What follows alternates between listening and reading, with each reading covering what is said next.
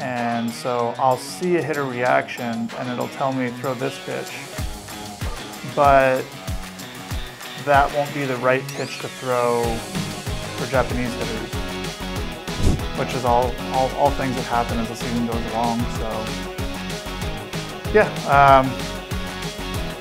I think I adjusted pretty quickly actually.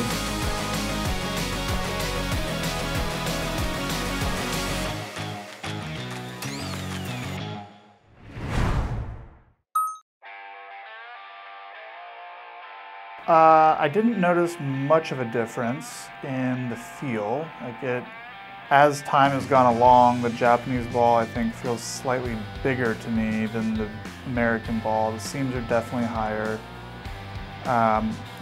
What's interesting is the distance between the two seams, not like the ridge on where the seams are sewed together, but on the part of a ball that has like a two-seam fastball. That part is closer together in America than it is in Japan, and so in America that's closer together. So for some of the tricky pitches like splitters and two seams that rely on the aerodynamic effects of the seams, it has been a bit of an adjustment trying to alter the way I've thrown it. I throw those pitches to fit the wider seam orientation.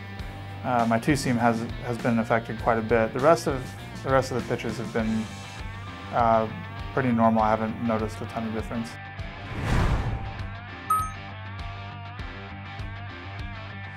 Well, there's a process I go through. So the first thing was my preparation good? Did I make a mistake in preparation? So that was no. And then it was how are my pitches moving? Were my pitch movements good? And pitch movements were good. And then it was how was my command? And command was okay. Maybe slightly worse than average, but right at average. And then it was like, what pitches am I choosing to throw? And that was the area that I kind of centered in on. And then there's obviously luck that plays a factor, but I can't control that. So I looked at the pitch choices. A lot of the way that I do things is I try to throw a pitch, read the hitter's reaction, and then choose the next pitch based on the hitter's reaction. But the reactions that I've learned have been in America with American hitters. And so I'll see a hitter reaction and it'll tell me throw this pitch, but that won't be the right pitch to throw for Japanese hitters. And so I was choosing the wrong pitch and the wrong locations a lot because I was making those decisions based on my history with American hitters instead of with Japanese hitters. I can give a practical example. So, for example, like if I throw a fastball first pitch and it's kind of in the middle of the zone and it's a foul ball, that tells me the hitter's a little bit late on a fastball. So I would normally throw a fastball either higher in the zone or more in towards him. And that works all the time in America, but in Japan, I've noticed that if the hitters are late on a fastball first pitch, they'll almost sit on the fastball second pitch, and so they adjust to the pitch that you threw just before a lot quicker, a lot differently than American batters do. So if I threw that same fastball middle and the hitter was late in Japan, and I throw a fastball in the next pitch, he's likely to hit that pitch and be ready for it.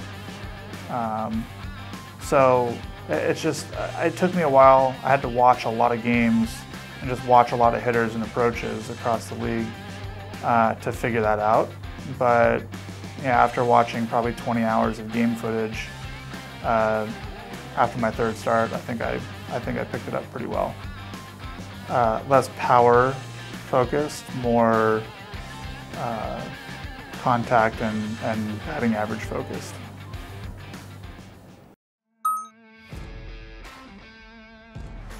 Yeah, I mean, since June 1st, I've thrown, I think, 115 innings with a 2 flat ERA, so I've been one of, if not the best pitchers, and I think Yamamoto's definitely been better as far as not giving up runs, but I've been probably a top 5 pitcher in the league since June 1st.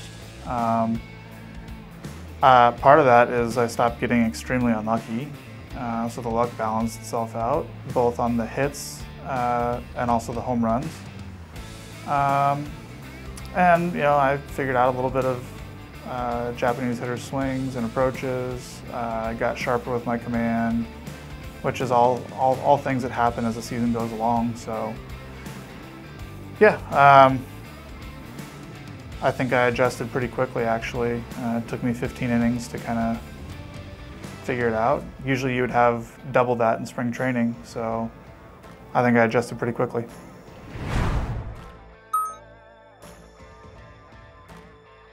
Yeah, it was definitely different. I think in one way it's nice because you don't feel like you're, just there doing nothing, kind of wasting time. A lot of times in the big leagues, it just feels like you're just kind of there wasting time. But the benefit of that is, or the benefit of being there is you feel like more connected in with the team and more you feel losses, like because you're sitting there watching, like you feel like you're getting your butt kicked if you lost.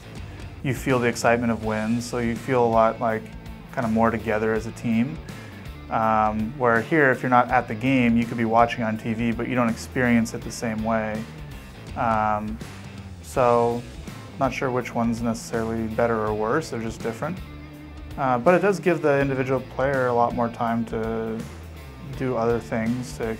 For foreign players, I think it's great because we have more time to go out to see restaurants or go travel to see, different places or, experience different things, which I think is really important. So, yeah. It hasn't affected me mentally too much. I'm pretty used to just kind of adapting to situations as they come.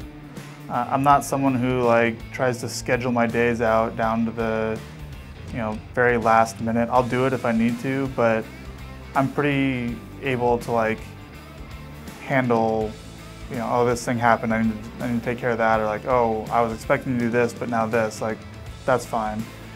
I try to be adaptable mentally so I don't get thrown off when unexpected situations happen because they're always coming up. So that part hasn't been too much of an adjustment. So if you're just taking the NPB team or the WBC team and you just put them in the big leagues this year, hopefully it's helped a lot of people. It's kind of cool to see the guys that have set